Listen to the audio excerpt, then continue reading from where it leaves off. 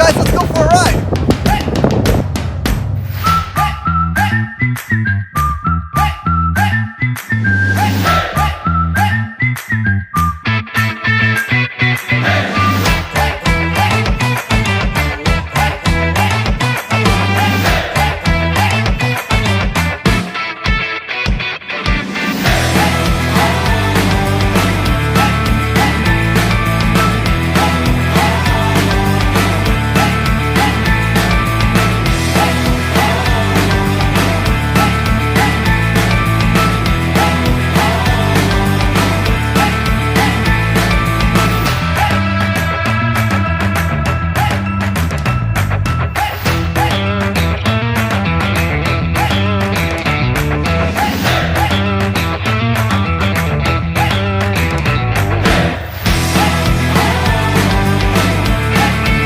Anxiety disorders have become one of the most common mental illnesses in the United States.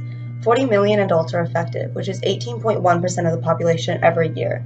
Many with anxiety are also diagnosed with depression. Around 16.2 million, or 6.7% of American adults, have had at least one major depressive episode in a given year.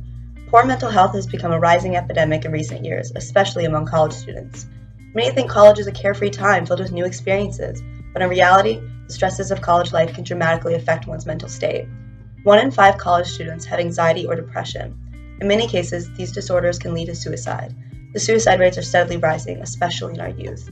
Today, we are going to explore the reasons of why anxiety and depression are so common among college students.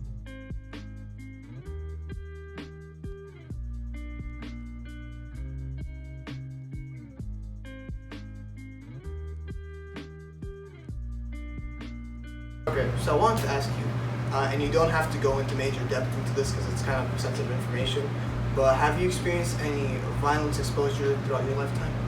Yeah, I have going through my childhood. Don't really want to go too in depth with it, but I have some scars and bruises from my childhood that I'm just hoping someday will heal. But no, I totally understand it. You don't have to go into depth into that. Yeah. But do you feel like that past violence exposure has given you any feelings of depression, anxiety, or potential suicidal thoughts? I mean, it did, but then I went 11 hours away for college, and it's starting to get better. Okay, that's good. The article titled Violence, Exposure, and Mental Health of College Students in the United States by Shervin and Miriam. The main purpose of this article was to investigate the association between history of exposure to violence and mental health among college students. A study was conducted to see exactly where college students were with their mental health. The article points out 2 main findings. 1, an association between history of exposure to violence and various aspects of poor psychological outcomes, including anxiety, depression, and suicidal behavior. 2, associations between demographic and socioeconomic factors, and if they are consistent with these types of traumas. From the overall results of the study, it is shown that anxiety, depression, and suicidal behaviors were a direct result from the students being exposed to either emotional, physical, sexual, or any kind of abuse.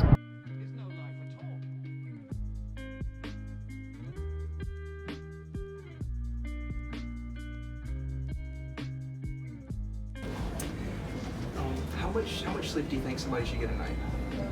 They say 8, but I'm pretty sure it's 10. 10. How much sleep do you get a night usually? Like 6. Like 6. Is there anything that's keeping you from getting the sleep you think you should get? School. College.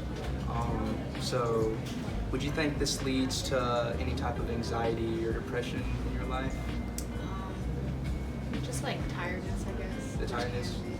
So you think school leads to you getting tired, and so the tired has an effect on your anxiety and just kind of your mental health? Study shows that there is a relationship between the role of sleep debt and daytime sleepiness and mental health complications in young adults. Sleep debt is a partial or total sleep deprivation. Daytime sleepiness is sleepiness or a general lack of energy throughout the day, no matter how much sleep an individual got the night before. So, daytime sleepiness is typically a product of sleep debt. A group of 2,218 college students and the general young adult population participated in an online survey assessing their sleep duration, which is how long they typically sleep, sleepiness, chronotype, which is one's circadian rhythmic schedule, and a mental health evaluation. The results show that sleep debt and daytime sleepiness affect how long you sleep and one's general circadian rhythm. It also increases the risk of anxiety and depression. It affected the university student populace more than anyone else. Students with problematic sleep patterns are at a higher risk of anxiety and depression. This makes sense, considering those who are too tired to do homework and study will fall behind, putting them in a stressed state. Also, those who are sleepy will be less inclined to engage in social activities, which could also lead to a stressed, depressive state. Obviously, the link between sleep and an individual's mental health is clear.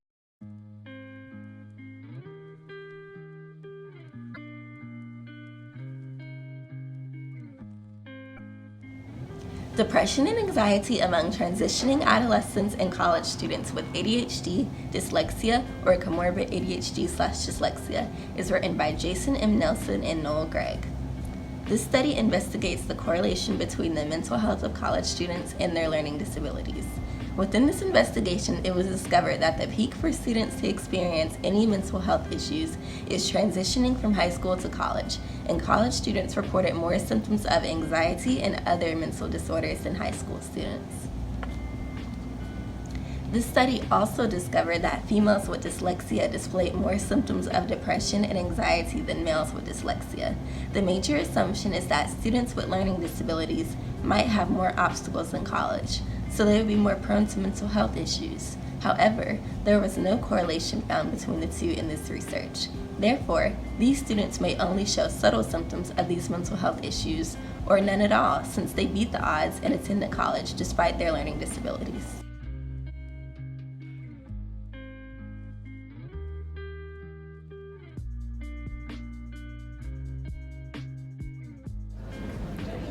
Alright, so I wanted to ask you, are you currently in a committed relationship with someone else? Yes. And do you think that relationship with your significant other helps lower down feelings of anxiety, depression, and any other mental health issues? Sometimes. I mean, being in a relationship is work and so is school. They go hand in hand and we help each other. He may help me while I'm panicking and I'll help him if he's panicking, and it just neutrals each other out. But it's also a relationship and it's work, so you just gotta balance it. Sometimes it's good, sometimes it's bad. But overall, yes, it does most of the time help with anxiety over schoolwork. Okay, perfect. We're gonna talk about Article 4, which is about committed dating relationships and mental health among college students. As we know, mental health is equally important as the general health of a person. However, mental health has a different approach when it comes to its wellness.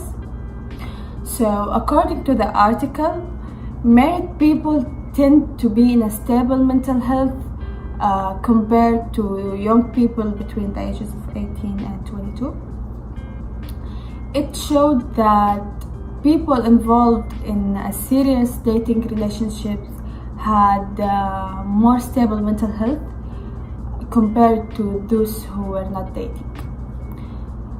Also, dating relationships recorded enormously low depression cases, especially for women. They are also showed less alcohol abuse in both genders. So the study was successful because it was able to determine the mental health of people in serious relations and how it compares to their single counterparts.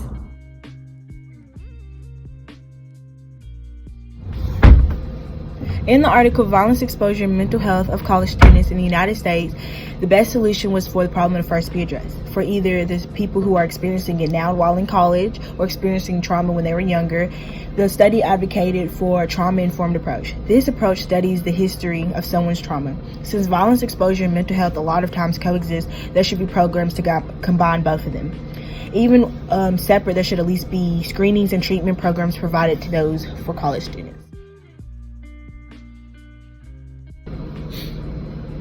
In this article, the best solution was to start holding interventions. Because of this research, primary care physicians were able to start identifying mental health risk in patients. Since universities have more of an active nightlife, they're more likely to have evening deprivation. This can also deal with social pressures.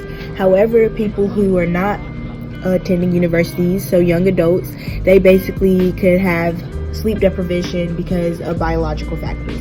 It is predicted that if we get 7.5 hours to 8.5 hours of sleep at night, you are more likely to have low risk of depression and anxiety. Since there was not a strong correlation between learning disabilities and the mental health of college students, this article proposes that instead of fixing it in college, the solution should start in K-12 at counterparts who did not attend college. So if the students with learning disabilities learn how to cope and manage their disabilities when they are younger, then the likelihood of them being prepared and successful in college becomes higher. And that frequent evaluation of feedback is in coordination with co-oping of time management and the statistics of the students' learning abilities. Depression and anxiety excessive disruptance in the brain education. These researchers inferred that perhaps students going to college, despite their learning disabilities, made them less prone to internalizing psychopathology compared to their students with learning disabilities such as ADHD and dyslexia can find solutions in more direct contact with professors or teachers within education planning. It has been indicated for structure of education regardless of the process of information, which can affect academic success rather than someone with non-depressive and anxiety symptoms. In the article titled Committed Dating Relationships and Mental Health Among College Students by Sarah, Elijah, Amanda, and Michael. According to the article, their best solutions for preventing or reducing depressive symptoms and hazardous alcohol uses among college couples is to first support their relationship. By supporting their committed relationship, it will encourage positive mental health among the couples. They also suggest the schools offer relationship education programs because they have already been proven to show reduced stress among the couples. They even go a step further by providing an example showing that this has already been implemented at Florida State University. This course includes information about partner selection in addition to relationship skills and has already shown positive effects on their existing students' relationships. The schools could also offer online modules about healthy relationships and the risk of participating in the hookup cultures to incoming freshmen.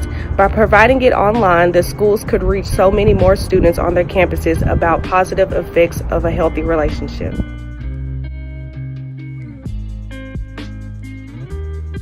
Here are some resources South students can use. This is the psychological department here at South Alabama. It is located in University Commons. Here they do extensive psychological research. And one of the services they offer here in the department is the psychological clinic, where they do therapy sessions for the members of the community. It's only $5 a session here, and they work through many sorts of issues. The Student Health Center is located right in front of the Student Center. They offer many psychiatric services, such as psychiatric evaluations, diagnoses, and treatments. They offer medication with monitoring. They help with crisis intervention, and they offer individual counseling and referral services. And they're open from Monday and Wednesday and Friday from 8 to 5, and Tuesday and Thursday from 9 to 5. Alright, so this is the Alpha Hall East building. In this building, you will find counseling and testing services. University of South Alabama students can schedule free confidential counseling and crisis intervention sessions. Sessions typically last around 50 minutes, and the therapists in here do a great job of helping you work through your issues.